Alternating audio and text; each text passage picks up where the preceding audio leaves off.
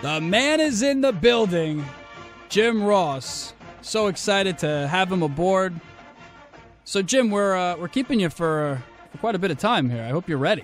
I'm ready. I'm ready. Nice. I'm always ready. Well, how was your trip in? First of all, welcome aboard. It was good. It was good. I sat by a nice little lady that slept the whole trip, and as did I. So I slept together with a woman on the American Airlines flight. Seats 6A and B. Did she lean on you? I didn't even get her number. Oh, you're that type, huh? Oh, yeah. Mile High Club right here for JR. Well, not quite. So we were, of course not. We were obviously in the discussion as you walked in. You were listening to us talk about little Brock and Taker. We'll move on past that because we do want to talk some WrestleMania moments, and I certainly suspect Mr. Undertaker will be a part of that conversation. But let's get into a little Daniel Bryan conversation.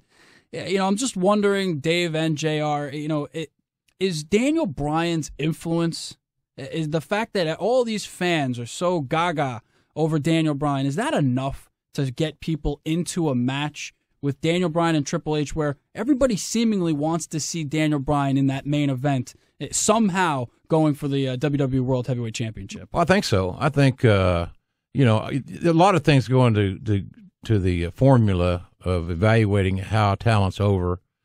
Quarter hour, minute-by-minute ratings are evaluated.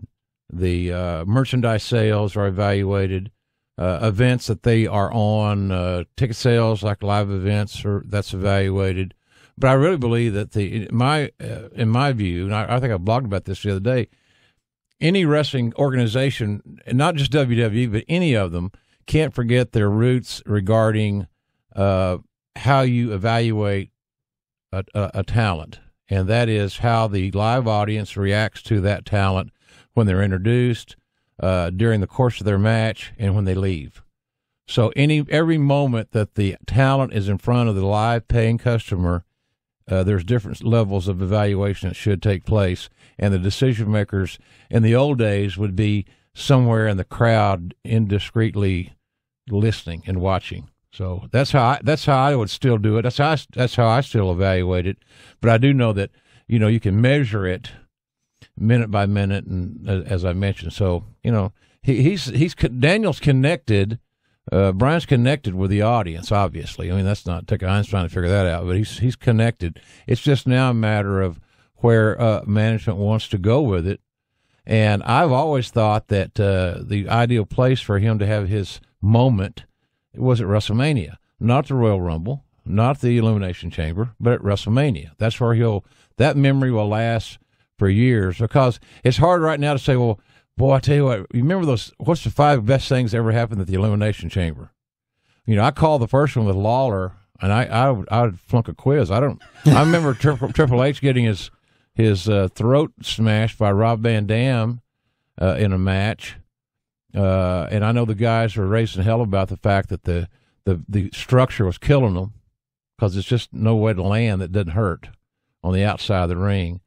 And the guys are taking more bumps than they should, which is another issue. I have one of my pet peeves. But so I think that Daniel is, I think he's in a perfect spot to really have that moment where you make them want it, And then there's always the deal. People are going to say, well, yeah, boy, that slow burn booking is dangerous.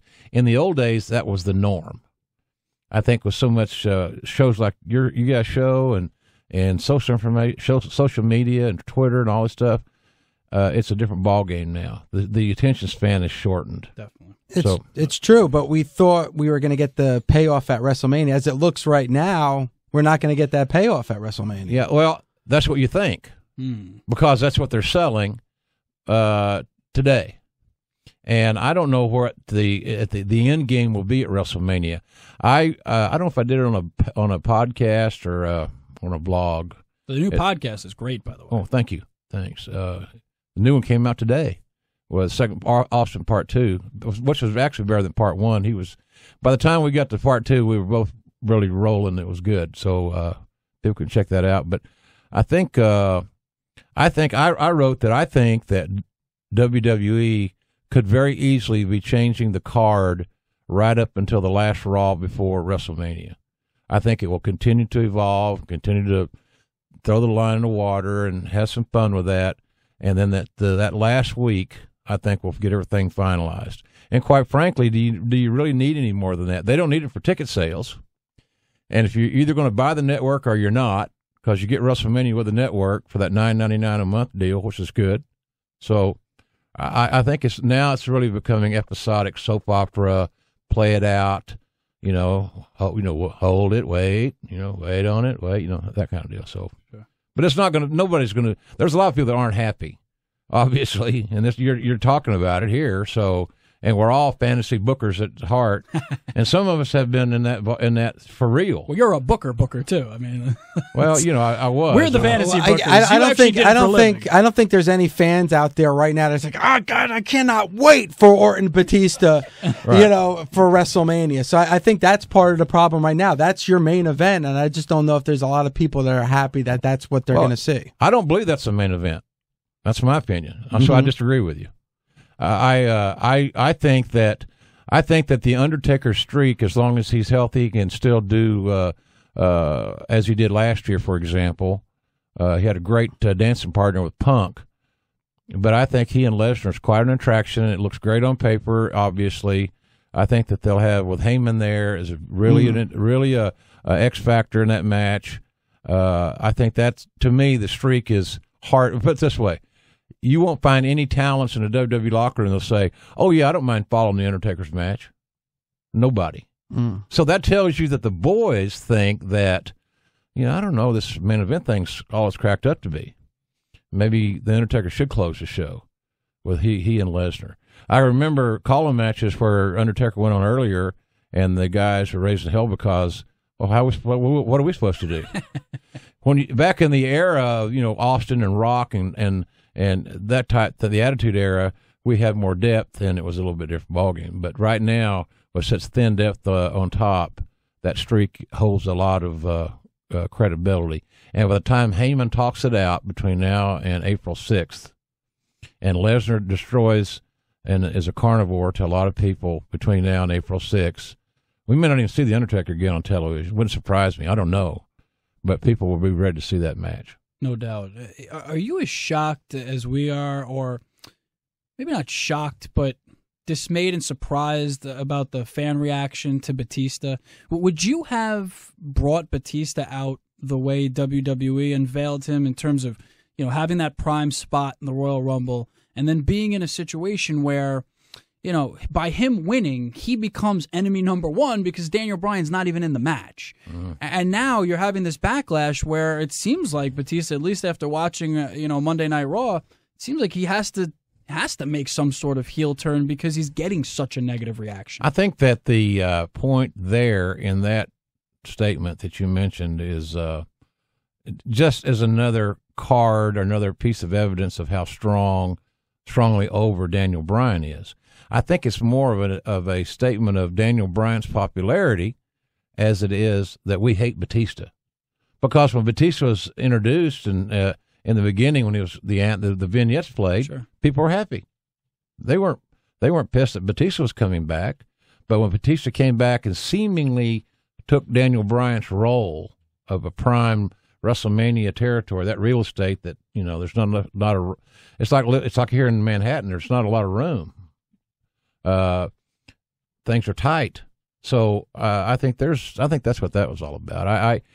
And sometimes you miscast guys. Sometimes you get guys in an unattainable situation. I think that's what Batista's in right now. And so the smart booking would be to listen to the audience and make him a villain, make him an antagonist, the heel. And I think that I don't know what I didn't read I hate if anybody's read my stuff. I don't read the spoilers. We don't do spoilers. We don't do spoilers. I don't like them. I don't know what that may have already happened in where were they Tuesday? Milwaukee. Was it Milwaukee? Yeah, they usually go from Green Bay to Milwaukee. Yeah, they went Minneapolis, Green Bay, Milwaukee on that little run, and nice weather, I'm sure.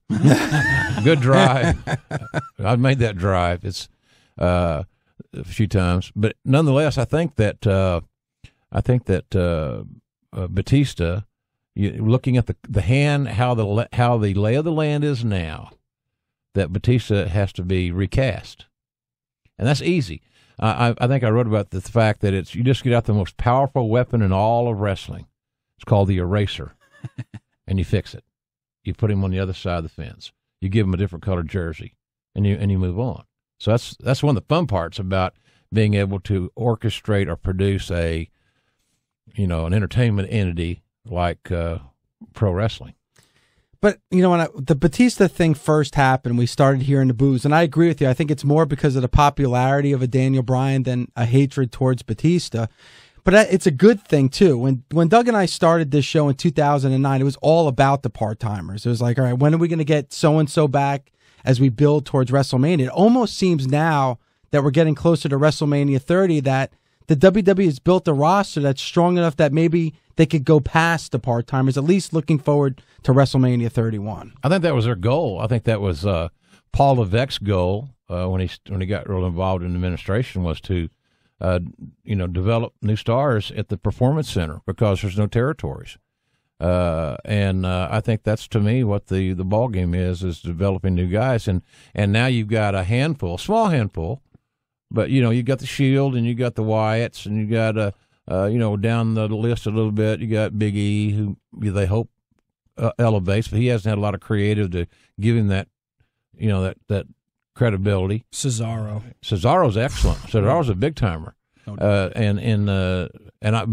many of us who were involved in the developmental process saw how great Cesaro was, match after match after match in Florida.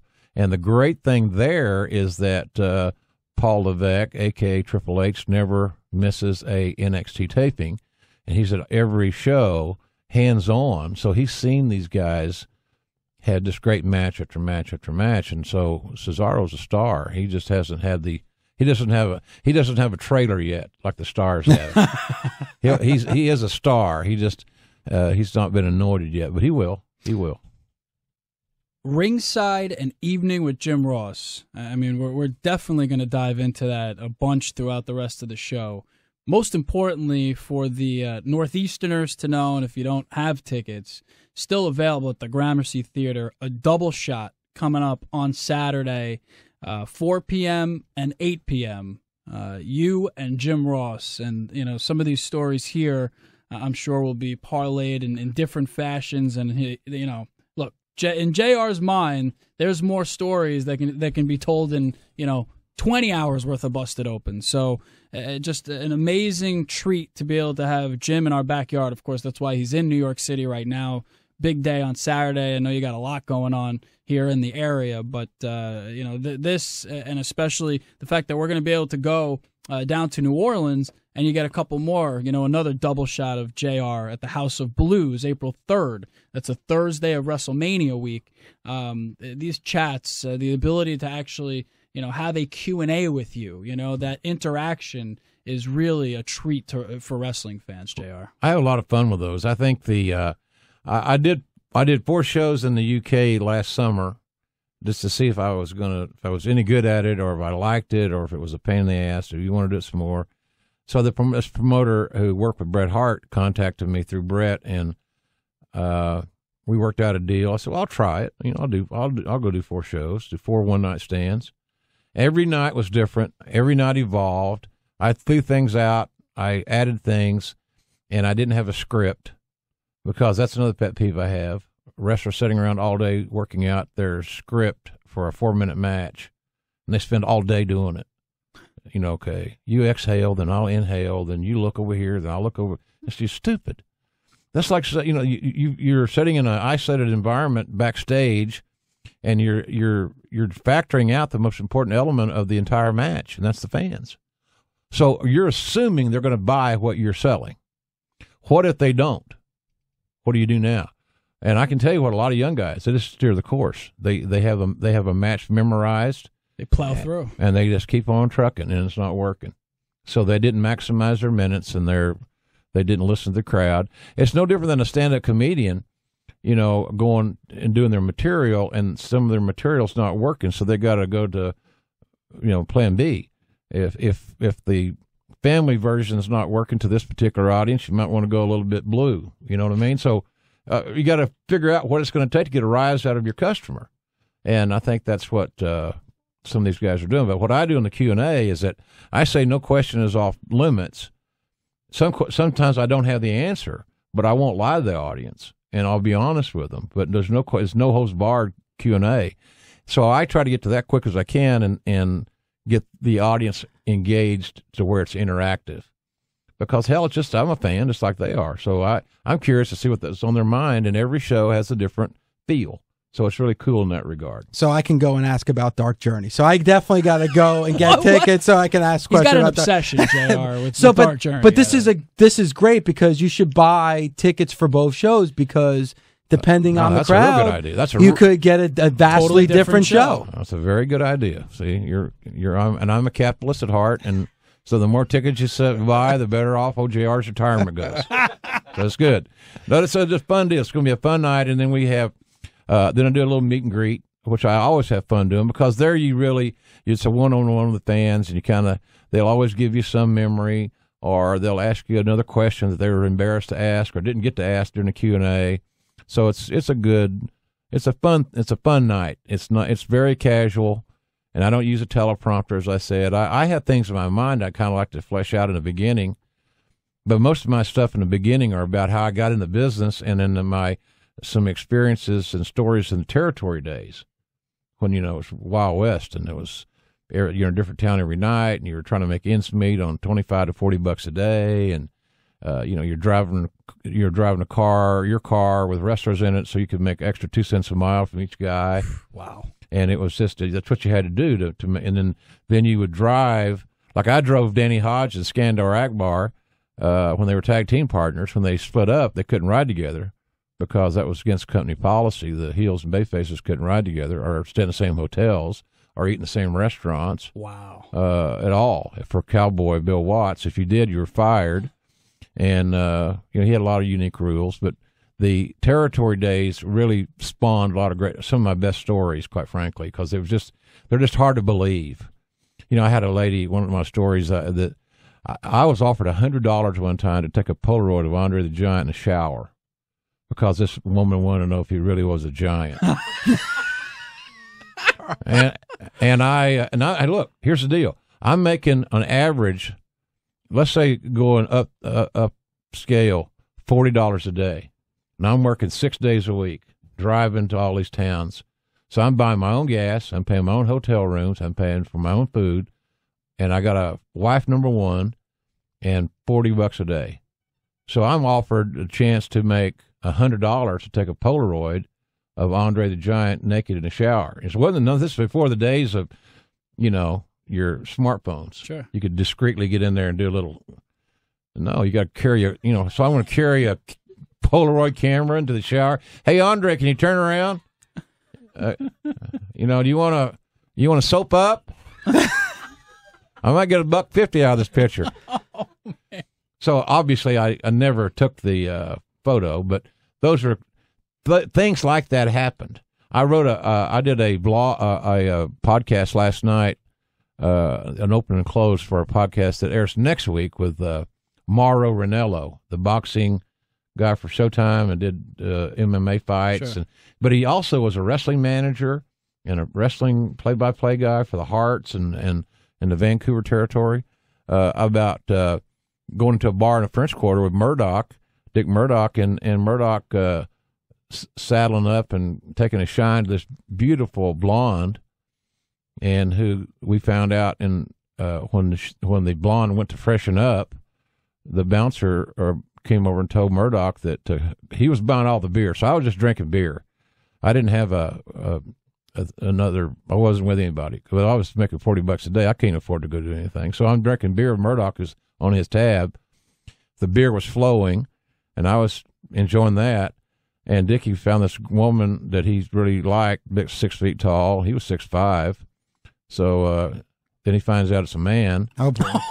and drag, and he was.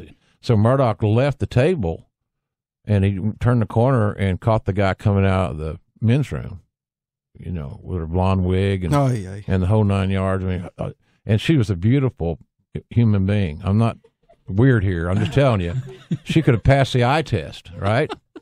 And he hit that person as hard as I've ever seen another human being hit somebody, and knocked the man, he, she, whatever, smooth ass out and flat. So all of a sudden, then he motions to me, and we hit the door like we just robbed the place, So we got out of there, and we're walking up the street, and he's mad because we're parking.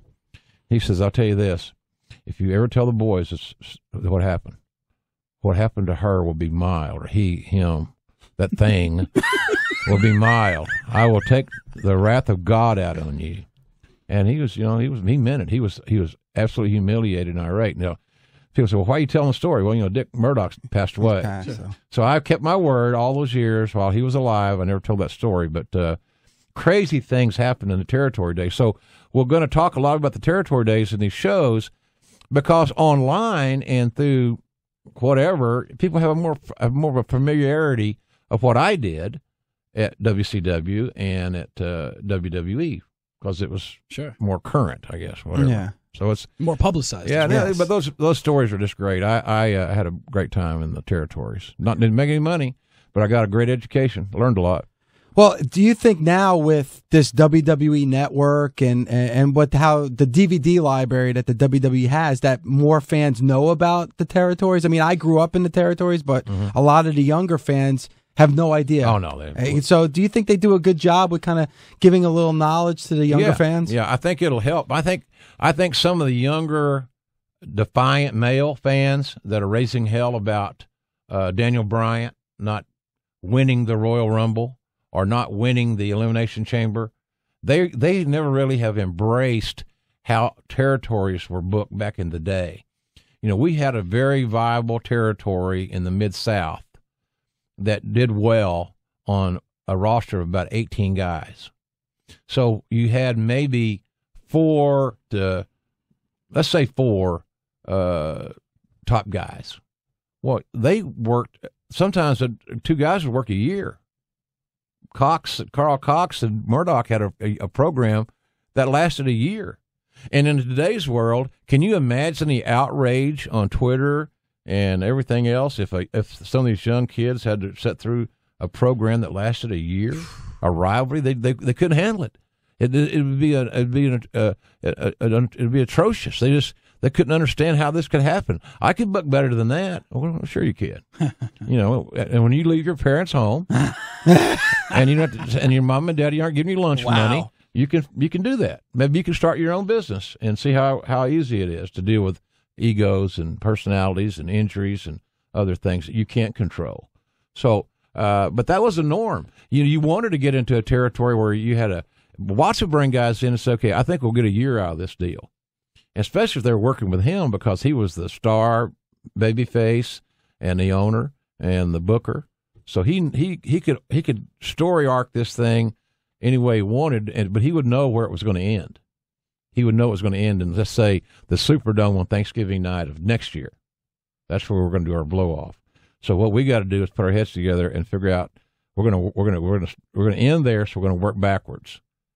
So how do we start the angle, and how do we maintenance the angle? Where do we have its peaks? Where do we let it rest? Where do we heat it back up? And then and then we're going to blow it off on this night. And that's how the booking was done. So, but today I don't know that you could have that. I think the concept still works if you are creative enough. As a matter of fact, I think the booking is easier if you know how it's going to end and where you're going. It's like this. Here's the common sense approach to me. If you know your destination, then you should be able to adjust your GPS and get there. But if you don't know where you're going, you don't know what the destination is, you're going to have a hell of a time writing entertaining television. You could be shooting blanks all along the way, too. I mean, that is the tricky part about today's booking, and we're seeing it right now in many regards. So, boy, what JR says rings true in terms of the Daniel Bryan booking, and that maybe, Dave, we should pull back a little bit. Well, or maybe, okay? I like bitching for 2 hours. And then on the other side, what is the destination with some of these guys as we look down the road towards WrestleMania? Ringside, an evening with JR, Boy, we got Ringside and Afternoon with JR. We're just getting warmed up here on Busted Open, commandeering Mr. Ross till 4 p.m. Eastern Time, cranking up the phones. 866-522-2846. We'll take some calls along the way. Got to get into some WrestleMania memories with Mr. Ross. This is quite a treat for us and for you, the Busted Open Nation. BustedOpenNation.com. Busted Open, Mortman and LaGreca and Jim Ross till 4 p.m. Eastern Time. Ringside, an evening with Jim Ross. Double shot at the Gramercy on Saturday, 4 p.m., 8 p.m. I guess Ticketmaster is the best way to go. Live Nation, Jim, as far as getting tickets before the gate, before the door? Well, they're available at the box office at the Gramercy, so you can do that. But Ticketmaster is a guaranteed lock to make sure you're covered. I mean, it's not an infinite theater. It's not like 5,000 seats. And there's only 600, right? I think. Yeah, I don't even know if it's Doug, is that many?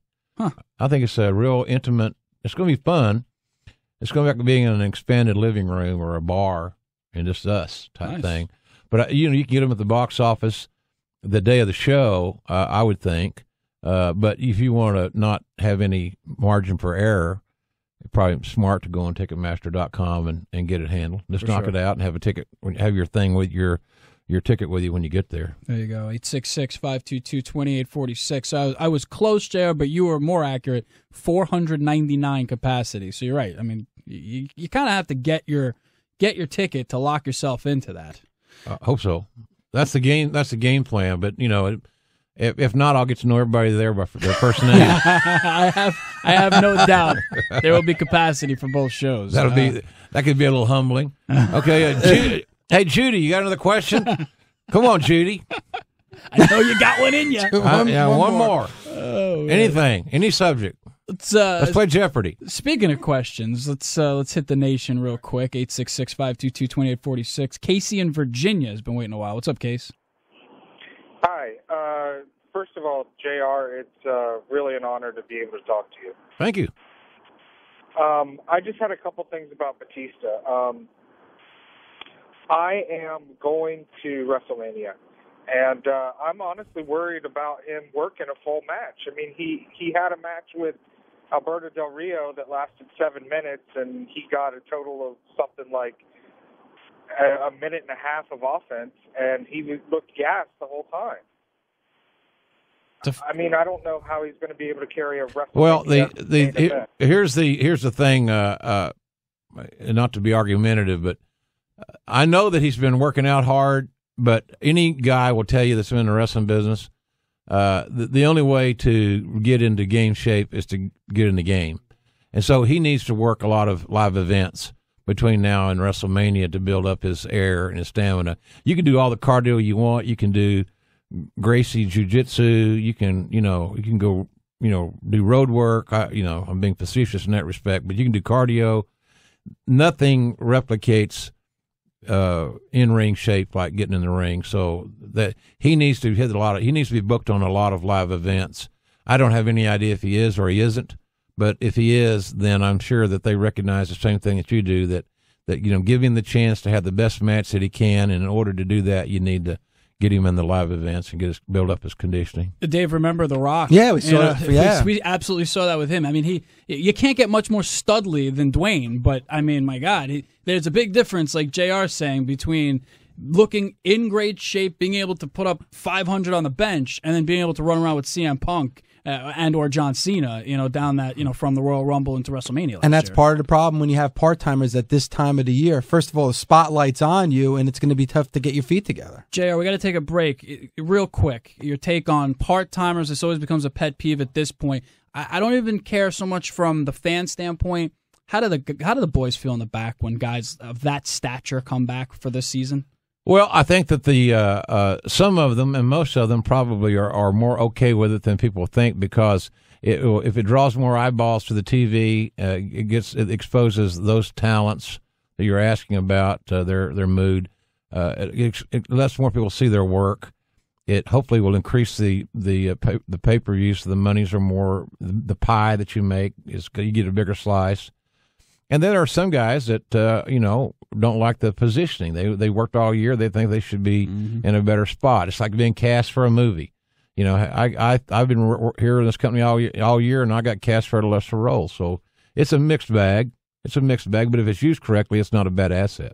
Mortman, LaGreca, Jim Ross. Back after this. Here are your hosts, Dave LaGreca and Doug Mortman. And Jim Ross here for hour number 2. Busted open on a Wednesday. What a treat having the Hall of Famer here in studio. 866-522-2846. And, of course, Jim's in New York City, Ringside, an evening with Jim Ross. You have 2 shows on Saturday, a 4 and an 8. Ticketmaster, probably the way to go, considering only 500 capacity at the Gramercy. If you're in the area, definitely the place you need to be come Saturday. Riker, going to the early show. Got to get home for tea time. I mean, you really got to buy tickets now. You don't want to take that chance that it could be sold out. So, you know, if you want to go, you should go on Ticketmaster, log in, and start buying your tickets now. Sorry, Jay. I was just going to say that Mick Foley said, he wanted to come to the show, and of course, obviously, sure. And, so I'll put you to work, and Mick's going to do the Q&As with me in the evening show, the late show. So I'll have him on stage for that. I think that's going to be kind of cool. And I don't know who else is going to come. I've been, there's a lot of, Paul Heyman's talked about coming. Joey Styles talked about coming. Some of the other guys. So you never know. But if there's some of those guys that are there, I'll bring them on stage. We'll just, I'll call an audible. Awesome. Have some fun with it. So you are a football guy, so it'll be good. You know about audibles. Oh, yeah, it'll be fine. It'll be fine. We'll have a great time. So hopefully folks will come out. And then I think it's a good way to kind of kick off that WrestleMania week down in New Orleans on Thursday. House of Blues is right in the heart of the French Quarter. That show is going to be a show where you got to be 18 to get in because it's at the House of Blues and they have the liquor laws. Now, at the Gramercy, it's all ages.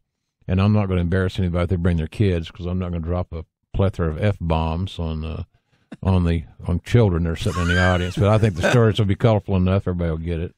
Yeah. Thursday, April the 3rd, down in New Orleans, as Jim just said, House of Blues. You mentioned Mick Foley. Were you as surprised as we were how outspoken he was against WWE's booking of Daniel Bryan? Especially a guy, imagine he has some sort of deal with WWE. He shows up every now and again. He's obviously got a relationship at the very least. Hall of Famer. Mm-hmm. And boy, wow, he was so angry, so negative, especially after the Royal Rumble. Did that almost take you back a little bit? Surprised me. It did. It surprised me to the degree that he protested. I don't think it's a bad thing to have an opinion, but he really expressed a very strong opinion on the creative for the Royal Rumble. He had a plethora of F-bombs, by the way, in his rundown. Did he really? Yeah, wow. Yeah. And he's not that kind of guy. That's not, well, he's really strong in his belief of the Daniel Bryan thing. And I think Mick can relate to Daniel Bryan because Mick tried to get into WWE multiple times, let's say multiple instead of many, and before I hired him. And I remember Vince telling me, okay, we're gonna hire him, and you're gonna know what it's like to have your heart broken, because it happens to all of us. We hire a guy that we really like, and we really think we have high hopes for, and they let you down. And he said, I think you're gonna experience that, but you need to learn that in that talent relations role that I was in for so long. So I was willing to take that risk. I was just trying to match up somebody with The Undertaker. We had run out of really viable opponents for The Undertaker, and the fact that Mick is 6'4" and was 300 pounds was at least a good matchup, because you get into a situation where your hero is near 7 feet and 300 and change. It's hard to get sympathy or empathy on him from the audience because, he can sell really good, but still the audience really buy in the fact that he's in jeopardy. And I thought that Mick was physical enough and was smart enough in how he worked that they had a chance to have a good marriage. And if nothing else, he got his job in WWE. He got his one run with The Undertaker, and he put The Undertaker over, and we moved on. But luckily, that really worked well, and he stayed around for a long time and had a great run here. So, and he never broke my heart. But, so it was good. But I was surprised. So I haven't talked to him about it. So that might be one of the things we talk about on, I can almost guarantee you, that may be one of the things we talk about on Saturday night. It's a nice tease right there. Was there somebody in all your years in wrestling that you saw this particular person said, this is the next guy? This, he has the look, he has the charisma, he has the skill set, and it just didn't pan out? Oh, I have to give that some thought. Sometimes I thought that at one time that Sid Udy was going to be the guy because of his look, Psycho Sid. Mm-hmm. Because if you look at him, he looked great in an 8x10. He had a real good TV persona, a real bright guy, quite frankly. But it just never quite got over the hump for whatever reason. It might have been creative, it might have been him, it might have been a combination of things, it might have been injuries, things you just couldn't control. I don't know, but he had a chance to have he had a chance to have a breakthrough match at WrestleMania 13 with the Undertaker, and it, sometimes it just doesn't work. The chemistry's not there. It's not an indictment on either guy. But if they would have had the match they both wanted at WrestleMania 13, I think Sid's career would have been entirely different than it ended up being. And unfortunately, of course, he got severe injury there in WCW that, you can't predict those things. So, but I guess he would be one guy. It's not that I'm putting him in the position, well, he disappointed me. I just thought, boy, this guy's got everything. He's pretty athletic, big, great look. The facial expressions were, he looked like somebody that was made in a laboratory. So that would be one guy that would just come off the top of my head that I could think of. There might have been others. I'm sure there were others, but sometimes when you get those questions asked, it sounds like you're throwing people under the bus, and that really isn't never been my goal. Sure. I'm not big on the. I'm just getting you ready for the ringside shows. No, I'm getting, Yeah. Warming up. Let's go. Perfect setup here for a little WrestleMania conversation. And, we've had a lot of chats already about The Undertaker. HBK, Undertaker, WrestleMania 25. Is that the greatest WrestleMania match ever? Because everybody, and I love that match, but I got to hear it from somebody who's called a ton of them. I don't know how you quantify that. That's like saying, okay, you got a blue shirt on. I can tell everybody, all the listeners today, that you're wearing a nice blue polo. Now, the deal is, what color blue is it? Is it navy blue? Is it Carolina blue? Is it sky blue? Or is it royal blue? I'd go with royal. I would say it's royal. Yeah. And so it's a subjective deal. Well, I like blue, but I don't like royal blue type deal. Or, well, I like royal blue, but I don't like. So I don't know how you quantify. I don't know how you say. I can tell you I don't know of any match I ever saw at WrestleMania that was better than Undertaker and Shawn. Either one of those matches, both those matches. Here's the deal: the brilliance of the Undertaker and Shawn Michaels wasn't in their first WrestleMania match. It was in the second WrestleMania match because they did two in a row, and they had to change it up a little bit and tell a little different story. And there is the true art form of performing, is that they had a different game plan that they're going to try to use in the second match if the crowd's buying it. And the crowd bought it, and then they ran with it. So I think that the enormity of their skills and how good they are was in the second one because they had to outdo the one that happened a year before, which is really challenging to do. I thought that the Bret Hart-Austin match at WrestleMania 13, talking to 13, was probably one of the most artistic successes and creative successes that I can recall being a part of because they switched roles. Bret became a heel. Austin became a babyface. They had a physical match. They didn't. It wasn't a ballet. They told a great story. Kenny Shamrock did a real good job as a referee, which added a wild card element to this whole thing.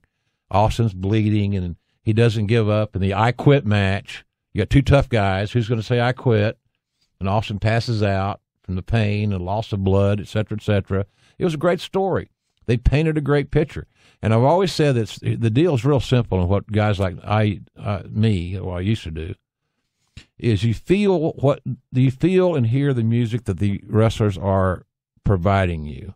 And then you, as the broadcaster, your job is to put the appropriate lyrics to that music. That's the formula. That's as simple as it is. It's that simple. So if you're going to be a wrestling broadcaster or a broadcaster of any ilk, and you're doing a game, you let the game come to you, and you put the lyric that the game demands or needs or is asking for. And that match was so easy to call because it had great drama and ebb and flow and the turning of the tide and the crowd getting on Austin getting with Austin because he wouldn't quit, and then turning on Brett a little bit because he couldn't put Austin away, and he was kind of becoming a little bit arrogant, and it was just great. It was great theater. JR, this may sound like a silly question, but would that match have worked if it wasn't for the blood? I think so. But would it have worked as good? Probably not. Probably not. If you're going to pass out from, well, obviously, you eliminate one of your considerations that are it's believable when you say Austin's loss of blood has made him so weak that he's lost consciousness. Well, obviously, you take that out of the equation. So one of your cards that's really easy to understand and to communicate is gone. So I think that they would have still been successful without the blood, but I think it helped it. I really do. I think it helped the dramatic aspect of it. Hey, it helps. Look at the UFC and look at a football game or look at a basketball game. I mean, my God, the other night in Oklahoma City, LeBron James breaks his nose and he's got a bloody nose, and you thought, my God, there's an assassination attempt. King James and somebody got hit in the nose. Well, what are we going to do? Boo-hoo. He got a bloody nose. He got a bloody nose. He broke his nose. And people acted like it was like he got hit in the face with a baseball bat. And what's the embarrassing part about that situation was when they did the replay, and I'm a Thunder fan, so I'm probably biased, obviously, and I like LeBron. I've met LeBron several times. He's a big fan. But the replay showed it wasn't that big a hit. It wasn't like it wasn't like Jadeveon Clowney on that one hit where they put my call on that Jadeveon Clowney thing, that video. Now, that was a hit. But, the blood is a big thing. I think the blood helped. But I still think those guys were good enough, and the crowd was ready to accept Austin as a baby face at that point in time that they still would have pulled it off. You come out, correct me if I'm wrong, in a toga, your first WrestleMania, yep. WrestleMania 9. Mm-hmm. WrestleMania 30 coming up. When you came on the scene, and look, you lived through WWF, in these wars, and, I could imagine you were potentially even fearful that the company would exist or your job. I mean, you went through tough times. Then, obviously, Attitude Era, into the John Cena era, to whatever you want to call this era. We call it the new kayfabe, what have you. Did you ever think that WrestleMania would get this big? Well, I was pretty damn impressed from the get-go of WrestleMania. I think WrestleMania just heightened the desire that many of us had that didn't work in WWF at the time to try to get here or get there. I know in the territory days in the 70s, wrestlers that had either been in the territory, in the New York territory, would tell great stories of being in the New York territory and working the Garden and working Philly and Boston and all the stuff. And, to work Madison Square Garden was a huge thing for any athlete back in that era, and it still is. Our guys were trying to refine their body of work and get Bill to book them in New York because Bill had a great rapport with the McMahons at that time. And Bill was the headlining the Garden in his third year in the business. Cowboy was, because Bruno liked him. And it was the same theory. Bill matched up with Bruno. Bill was 6'3" or 4", 300. Bruno's partner. They're both power lifters. They both were legit bench pressing 500 and clean. They weren't, the steroid thing was I don't know if it's existent. I had no idea, but I know that Watts was not a steroid guy, and I know Bruno certainly wasn't. But Bill was just a big, strong monster, and so was Bruno. But they were buddies, and then Watts turned. But it was a matchup. It was a good matchup. It's like saying, well, to win the NBA East, you've got to have somebody that can match up with either LeBron or what's the center's name in Indiana? Hibbert. Roy Hibbert. You got to match. That was been the deal with. That's why Kendrick Perkins stays with Oklahoma City. He's hurt right now and he's out for 6 weeks. They think that his toughness and he matches up good with Hibbert, who may be, if they displace the Heat, there's Roy Hibbert you got to defend. Sure. So it's a matchup thing. Mick Foley, Undertaker, matchup. Brett and Austin, matchups. It's all about getting the right matchup. So I think that's kind of what I would think. The WrestleMania was amazing from the get-go. And then having the thing that really popped in my mind that made it extraordinary was the WrestleMania 3. When you put that many people, I don't know what the real figure is. It's been 93,000 so long that people believe that's accurate. It may be. I don't know. I've heard 75. I've heard 80. I've heard 93. Let's just say there was a hell of a lot of people there. And it was in a dome football stadium that was packed, or looked packed to me. It did. They lit the crowd.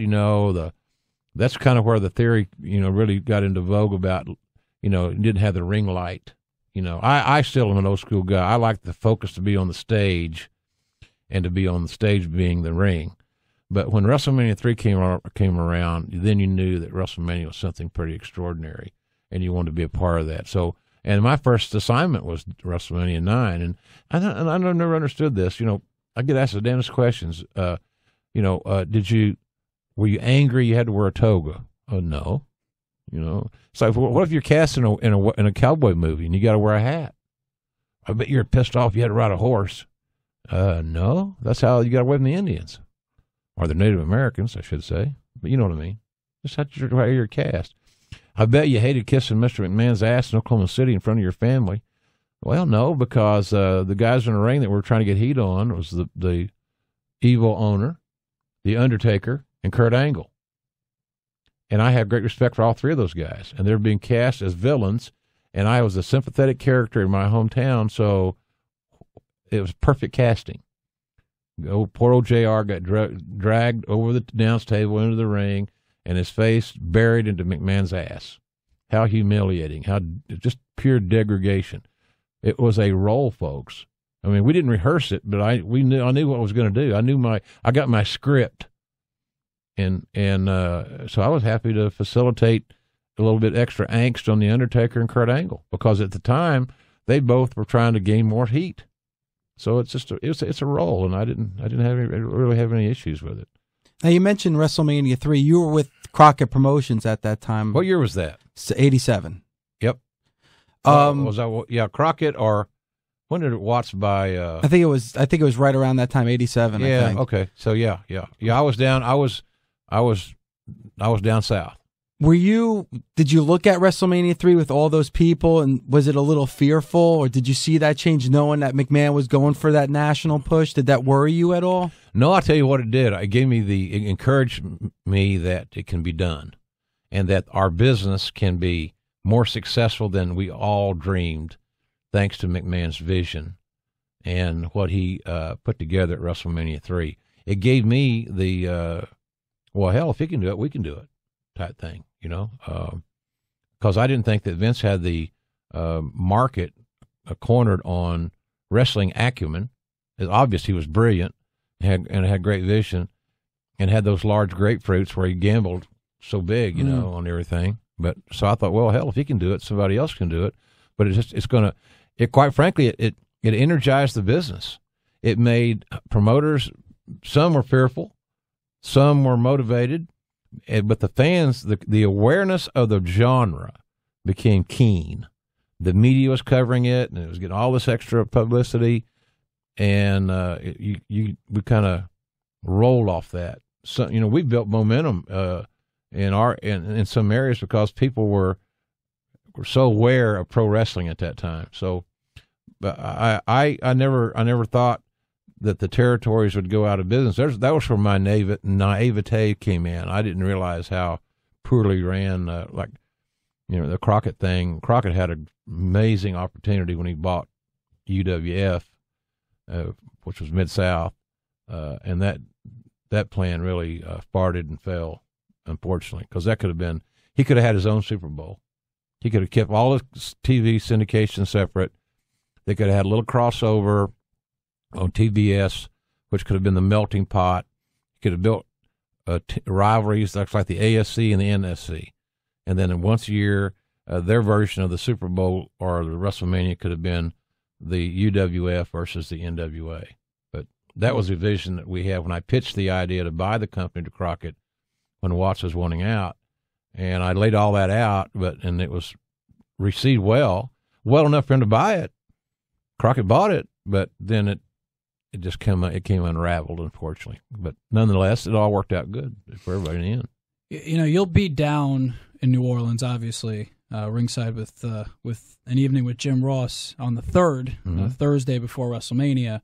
And you got so much going on that I'm sure on a day-to-day basis, you don't miss traveling around the country and you don't miss calling Raw. But is there going to be a part of you at WrestleMania 30 that just misses being behind that desk with the headphones on? Oh, yeah. I'd be lying if I said I didn't. I still care. I still care about the business, and I care about the talents that are in the business. I like to think that I contributed a little bit to the building of the brand. As you mentioned earlier, we went through some tough times. We're almost out of business in the mid-'90s. Many of us took major pay cuts, and we had, cost-saving things, and Vince was taking money out of his own pocket to make the payroll and things like that. It was tough. And so, his deal was, if you stick with me, I'll make it up to you. And, and he did. He kept his word, because we went from private company to public company. That stock is an amazing thing. If you're at the right place at the right time, and I was, so he kept his word, and he did right by me and a lot of people that worked there that rode the storm out. My job was to change the culture in the locker room and to try to recruit and sign more top level athletes, and we did that. The guys that we signed, I'm really proud of our team, our talent relations team's work on the talents that we signed. There'll be a lot of Hall of Famers in those out of that group in that era someday, I think. Good guys, and made a difference. Wanted to hire athletes that were competitive. Because I can tell you, when you get your ass beat 83 weeks in a row, like WCW was beating us on Monday nights, even though I thought we were, more often than not, having pretty good TV shows, you've got to have that game attitude that, hey, look, we're going to come back. We've got to do this again next week. The good news is, guys, that we don't have the off season, and next week we get to play another game, and we'll see how the ratings go then. And you hire guys that aren't actors or aren't bodybuilders, but they're jocular. They come from an athletic background, and they take it as a personal challenge, and they become engaged in the game. And by God, we're going to beat them sometime. So the other good thing about it is that you never had a long time to lick your wounds or to celebrate, because you got another show in a week. And that was, that kept us going. And then finally we turned the corner and never looked back. So it was good for everybody at the end. It shows that if you stick with something, you can make it happen if you're really dedicated. So it was good. The talent did that. We had good creative, but we had a lot of great talents that were very involved in their creative. And I got a feeling now that this group of talent, some of them are so young, they're afraid to speak up and contribute in a creative way. They don't feel like they're there yet. The conversation will roll on after this. The phones are open. 866-522-2846. I also promised I'd get in a Facebook question, facebook.com/BustedOpenRadio. The nation gets a chance to speak to the Hall of Famer, Jim Ross, coming up after this. Busted Open with Jim Ross. Back, opening up the phone lines at 866-522-2846. Again, if you're in the Northeast, Ringside, an evening with Jim Ross, Saturday, 4 p.m., 8 p.m., two-shot at the Gramercy Theater here in NYC. And then April the 3rd, that's the Thursday of WrestleMania week down in New Orleans, House of Blues, a 5:30 and 9 p.m.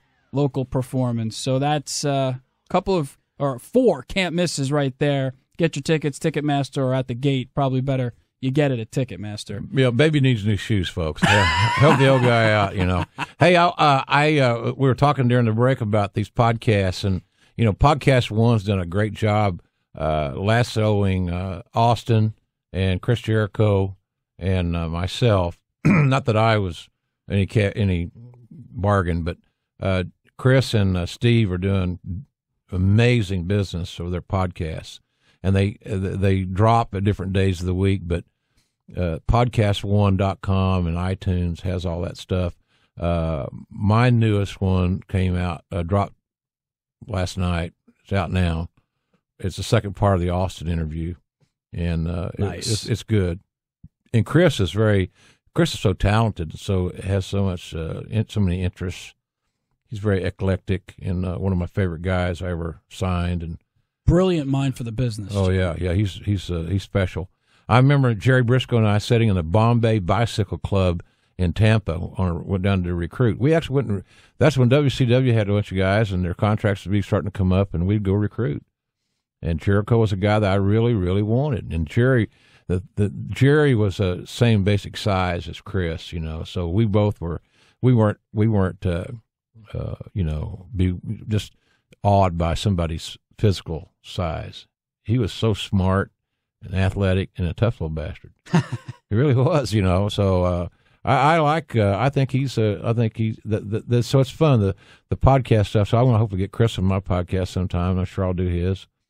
And but he's got great stories. So all those podcasts are cool. And I didn't know what podcasting was until I listened to some and before I signed. But I had the same issues on Twitter. WWE said, we want you to go on Twitter. And I said, I'm not doing it. I don't even know what it is. And so then they said, well, you can help sell your barbecue sauce. And, okay, well, maybe I'll like that. So now I got 1 million+ Twitter followers at JRSBBQ, and I actually interact with them. I don't have some helper managing my Twitter account. So if you get a response, it's not from some android or some, special needs kid. It's me. That's why JR has more Twitter followers than Hulk Hogan, Dave.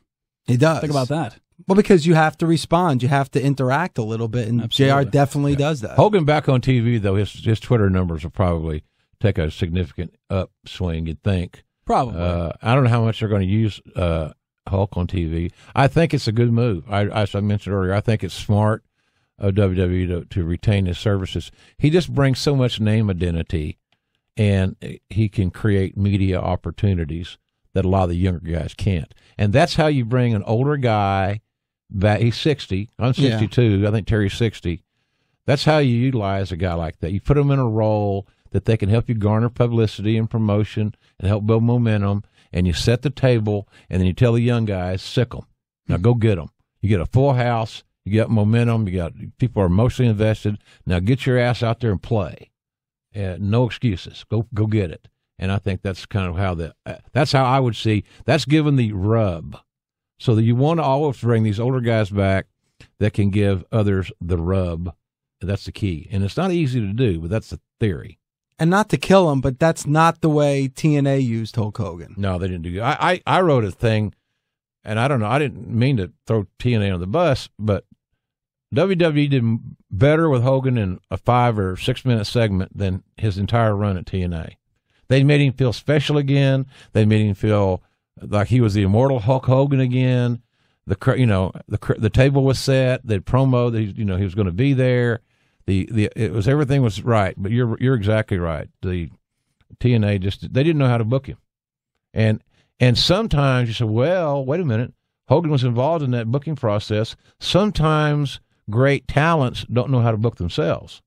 They're better at being a talent and not a producer/talent. Yeah, in the world of the NFL, Mike Singletary, one of the greatest linebackers of all time, but not you make him a head coach, kind of failed. Yeah. Let's hit the phones, and just out of respect to all the nation, let's try to be as quick as possible, and JR will be quick, and we'll try to get as many people in this segment as possible. Ask my first 2 wives. I've been quick a lot of times. You and me both. Jeez. In many ways. Kevin and Callie's been waiting the longest. What's up, Kev? Hey, Live for 5, Doug and Dave. How you guys doing What's today? up, Kevin? Awesome, man. Mr. Ross, it's a pleasure and it's an honor to finally be able to speak with you after all these years. I've been watching you since 1988 on down from when I was a kid. I'm just very honored and very privileged to be able to speak with you. Well, thanks for calling. Appreciate it.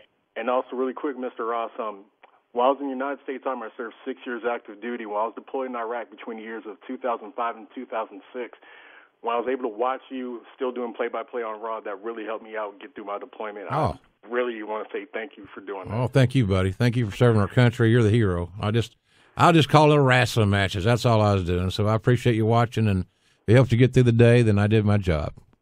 Yes, indeed, sir. Yes, indeed. I got just a couple of questions for you in the statement. One question I have for you is, back in the day, back in 1992, when Ron Simmons won the WCW title, if you could maybe go into as much detail if you can about what was the atmosphere like and who all was for the decision for Ron Simmons to get that title run, and what do you think could have been done where he could have maybe even had a longer title run or even a second title run? That's my first question I got for you. Well, Bill Watson made the call to make Ron Simmons the World Heavyweight Champion, and, of course, made Ron the first African-American World Heavyweight Champion. I'm sure there were some guys that were, mumbling under their breath, same old deal. It's the wrestling business, unfortunately, I love it, and I've always loved it and always will, but it's not always been the most race-friendly business over the years. I think it's so much better now than it's ever been, and I will have to give WWE props that they've done a tremendous job of making their company diverse, ethnically diverse. I think that's really, really good. But there are probably guys who are mumbling. But the thing about Watts is that he was a little, Watts was a little Vince Lombardi-ish. He was a little Bill Parcells-like. You can hit the door because he's calling the plays. So nobody really protested. I think that the fans never expected it. It was a big surprise. It wasn't like you saw it coming. It was pretty shrewd booking that Ron had been taken care of on TV and had this great background, but Vader would look like this, he couldn't be penetrated. He was just like this big, some kind of, earth mover. And so when Ron beat him with a power slam, if I recall, we sold it good, and crowd went crazy. And I just don't know that Ron, career-wise, at that time was ready for all the responsibilities of being the world's champion, not just from an in-ring standpoint, but just overall. It really was a tough gig. So, but I thought he did good, and then Ron's one of my good friends, and I'm proud of him. That was a big moment for me. I was glad I was there to call it. Great stuff right there. Good question from Kevin and Callie. Let's go to another guy who's been waiting literally since hour one, right at the beginning. Longtime listener, Mr. Hansi up in Toronto. What's up, Hans? Yo, what's going on, guys? What's up, Hansi? Yeah, Jim Roster, it's an honor speaking to you. You're like the best commentator in the world. It's an honor speaking to you first.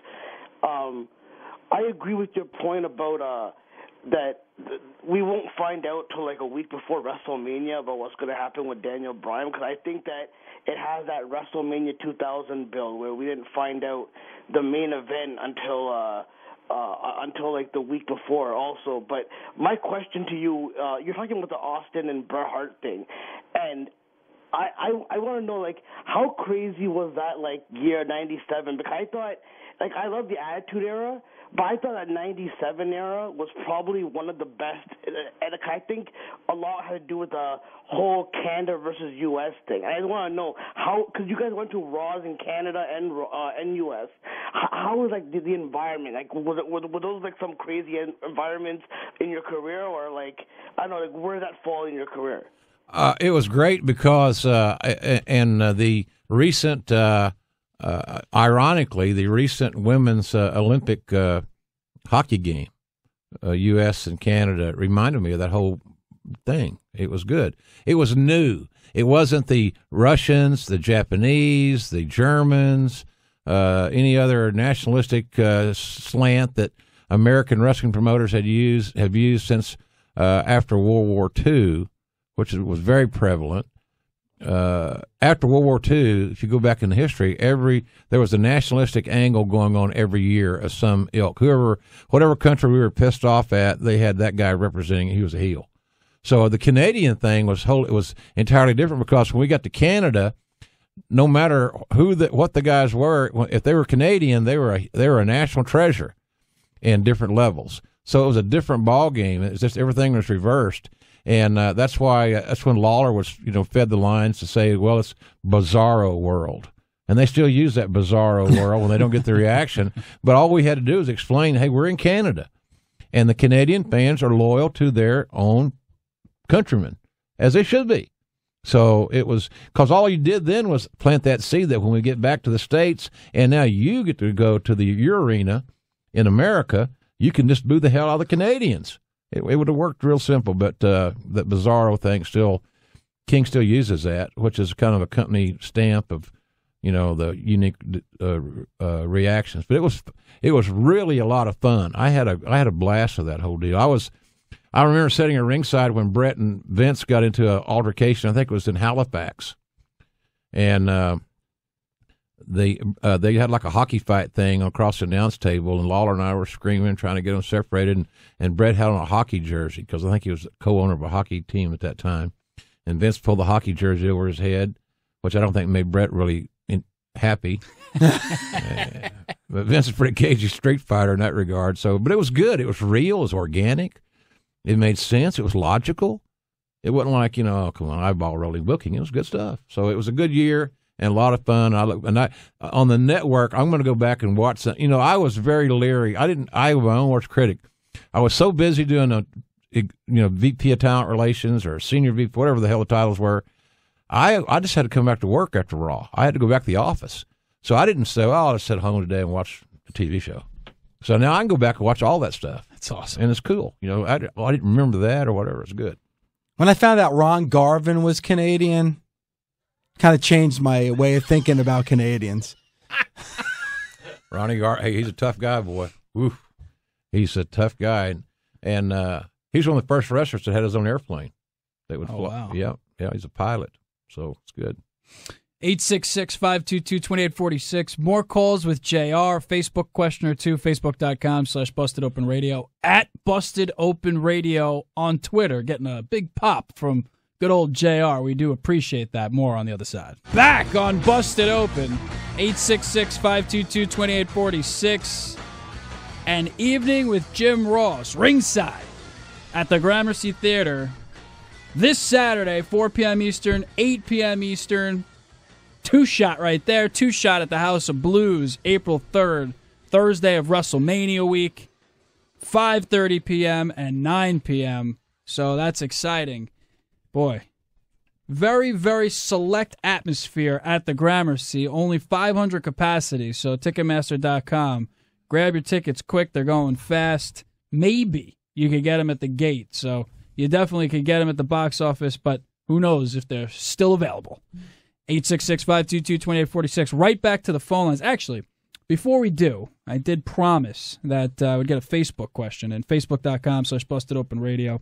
Steve Scalise, could be Scalisi, could be Scalise, I'm not quite sure, but Steve had a question for you. And I like this one. It's one that's been asked a million times. I'm sure it's been asked of you a million times, but it's certainly appropriate for the time period. Do you think the Undertaker streak should be broken at some point? No. Quick answer, Steve. No, makes no sense. And now everybody's saying, "Well, he could pass the torch." Have any of you guys out there ever seen the torch? It's a big torch. Yeah, come on. You read about the torch. Well, he passed the torch, and Brett passed it. Come on, let's get realistic. Well, I actually didn't say torch when I said it. But. Look, here's the deal. It's just one guy's opinion. I think that the record is an amazing feat. I don't know. I just don't feel it's the right thing to do. But I do think that every year, if you build the right opponent, see, I think that the Undertaker's opponent should be built for like a year, where somebody. I hope that somebody at this WrestleMania declares that the Undertaker streak has a year left in its life. The life expectancy of the streak is 365 days, or 364, or the next night on Raw. And I am declaring, I'm challenging The Undertaker if he's got the guts to face me at WrestleMania 31, and I will beat your dead ass. Sting. Can I book it? I was just going to say it. Sting. I was just going to say the Monday Night Raw after WrestleMania, Sting in the rafters, points. Undertaker, you're mine. I mean, that... So there you go. So that's how I would... That's not a bad idea either. Let's do it. So, in any event, so no, Steve...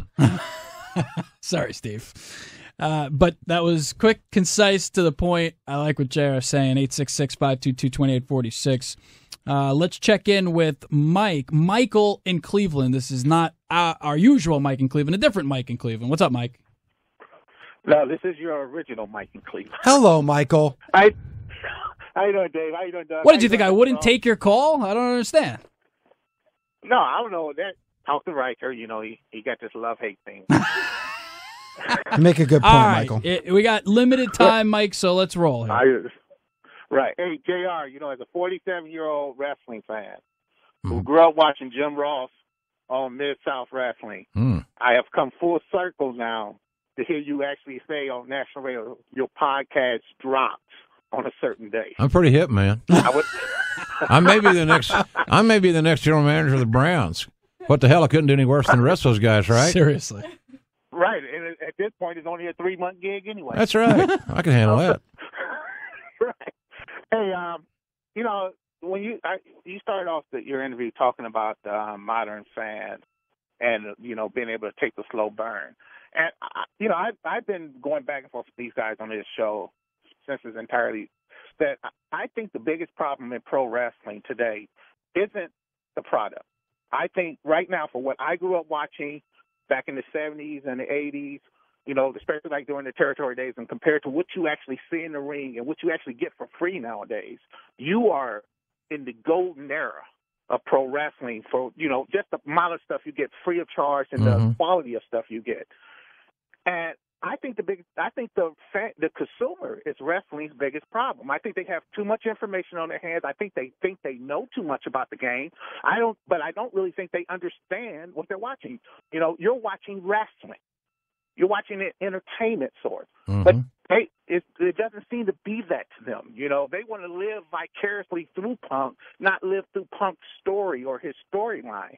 And I actually think if pro wrestling is going to survive this era, they have to stop paying as close attention to what their fan base thinks they want and just put in the ring what they really need. And I don't know if the company's got the courage to do that, but you got to stop the consumers from trying. Like what did Parcells used to say? Once you start listening to the fans, you'll be sitting with the fans. All right, no, that's a good point. I think WWE's doing that a little bit with this Daniel Bryan slow burn thing, because if they had knee jerked and just gone with what the fans were thinking early, they would have Daniel Bryan would be the champion. I still think I'm going to reserve all my opinions on the Daniel Bryan booking until WrestleMania, and I still don't believe the WrestleMania card is finalized. I think it's fluid, and I think that somewhere along the way, Daniel Bryan, and I don't have any inside information, I swear to God, on my grandchildren, but I believe that Daniel Bryan will be an integral part of WrestleMania, and that if he is an integral part at WrestleMania, it will be his moment, his seminal moment of his career. So we'll see if that happens. But it's a good point. All right. Good luck on those Browns. 45-second question from Scott in L.A., and then obviously a quick answer from JR because we're running out of time here. Scott, go quick, bro. Thank you, David, for taking my call. Mr. Ross, it's good to talk to you, sir. Thank you.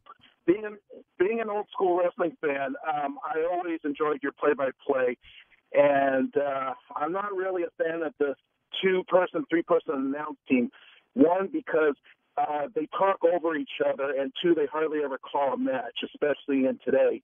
My question to you, sir, is, are you a fan of the 2-person, 3-person, or 3-person announce team? And I'll hear your answer off the air. Okay. For taking my call. Okay. Thank you. I have said on other occasions, I prefer, just for me, 2 guys, and the yin and yang's better. The 3 is very challenging. 3 can be done. There's no doubt about it. You know, and the other thing is that I think that Michael Cole and Lawler, Jerry Lawler, my old friend, and John Layfield, JBL, they're produced in a certain way. They're doing what they're told to do, and so they get a lot of venom from people undeservingly. They're in a different. Their company wants them to tell stories and be narrators. And when I was there, I was allowed to be a play-by-play guy. And times change. Doesn't mean that my deal was better or their deal was worse. It's just how things are. Dave, times should change back. Yeah, I would love to hear a match get called myself. It's just gotten away from that, I think. Well, this has been such a treat. We'll wrap things up after this. JR for just a couple more minutes in studio here on Busted Open. Ringside, an evening with Jim Ross. Saturday, must-see, 4 p.m. and 8 p.m. at the Gramercy Theater, Dave. I know we'll be there. I'm going to have to buy a ticket because even though we sat down, and thank you so much for your time, but I didn't get to talk Gordon Soley with you. Didn't get to ask about Dark Journey. So now I'm going to have to buy tickets. We got to have him back on. Yeah, we got to have him back on, and I have to go to the show. And the fans in our Busted Open Nation needs to go to Ticketmaster right now and buy some tickets. Thanks, guys. And check out that podcast. Stone Cold is on fire on the podcast this week, The Ross Report. That's awesome. I was going to try to count you down, Jim, while you were finishing out the segment right there. Going to go home mode in the old days, the Attitude Era. In 3, 2, 1. Yeah. Lay out, you bastard. Don't say it. Open on Sirius XM Radio.